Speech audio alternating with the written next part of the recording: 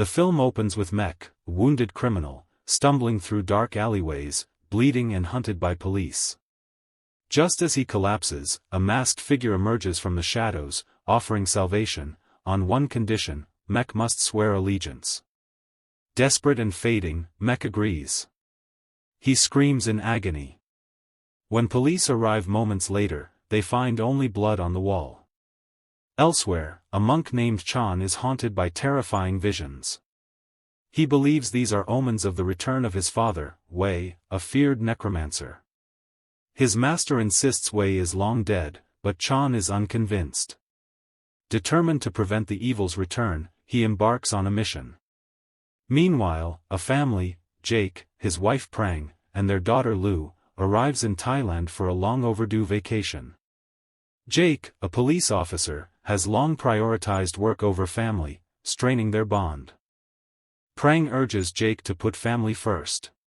He promises to try. For a moment, peace returns. But it's short-lived. Lu vanishes. They find her on a bridge with a monk who cryptically tells Jake he was born in death under a blood moon, and is the gatekeeper. Jake brushes it off as nonsense. Later, while shopping for Lu's grandmother's gift, Mek appears in the mall, now twisted, smiling eerily. Chaos erupts. Jake hides his family and goes to help others. He finds a gun and confronts Mek, who creepily references Lu. Gunfire erupts. Jake tries to shield a girl, but she dies. Police surround the building. Jake kills Mek, who grins in death, declaring the ritual complete. A massive explosion follows.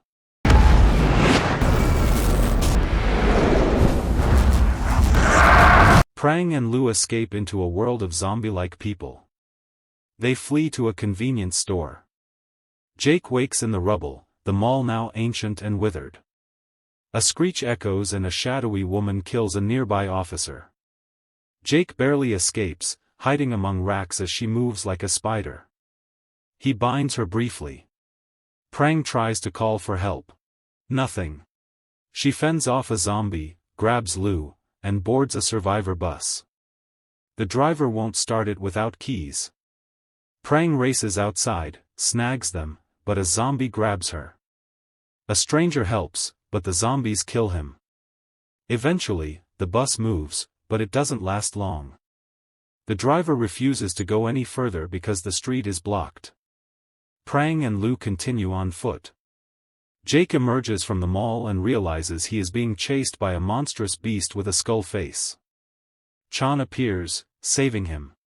He explains that they are in a place between heaven and hell, a liminal space for souls who have committed sins.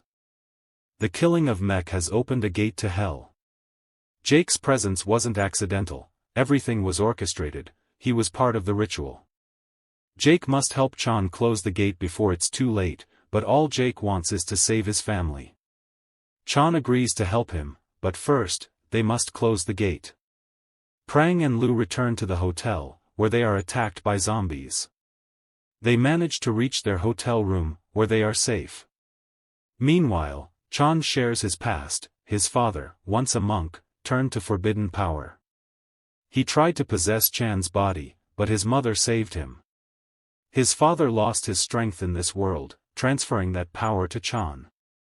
Suddenly, Jake hears a scream and rushes to help. The girl is the one Jake tried to protect at the mall. She ended up in this place because she cheated on her boyfriend. At that moment, the monster grabs and devours her. Chan explains that the beast feeds on guilt. Jake realizes, he died in the explosion, which is why he ended up in this realm. Devastated, he asks why he is here. Chan tells him it's because Jake always chose work over his family. But there is a way back, the portal. At the hotel, someone knocks. It's Jake, or so it seems. Jake and Chan reach the portal. Jake returns to reality, but in a new body. A stranger's face stares back at him. Chan explains that it was the only vessel he could find. He arms Jake with a sacred flintlock and a Nona metal knife. Jake rushes to the hotel. Mek is already inside, impersonating him. He reacts oddly to a phone call and writes something on a piece of paper. Jake and Chan arrive, but the room is empty. The doll is there, proof that Mech has taken them. Jake hears a noise downstairs and rushes toward it. There, his family is waiting, but they don't recognize him. Mech ambushes him. A brutal fight begins.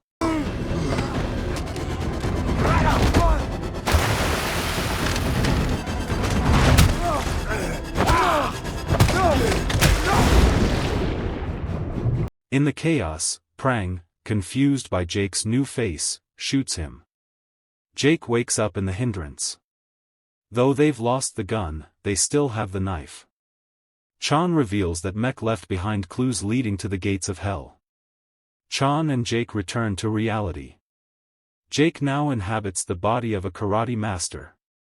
They storm Wei's lair, where Lu is to be sacrificed, her gatekeeper blood meant to fully open the gates.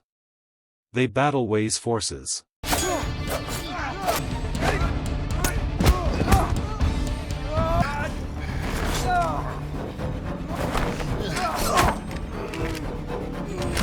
Mech is killed, sent back to the hindrance, and devoured by the skull-faced beast.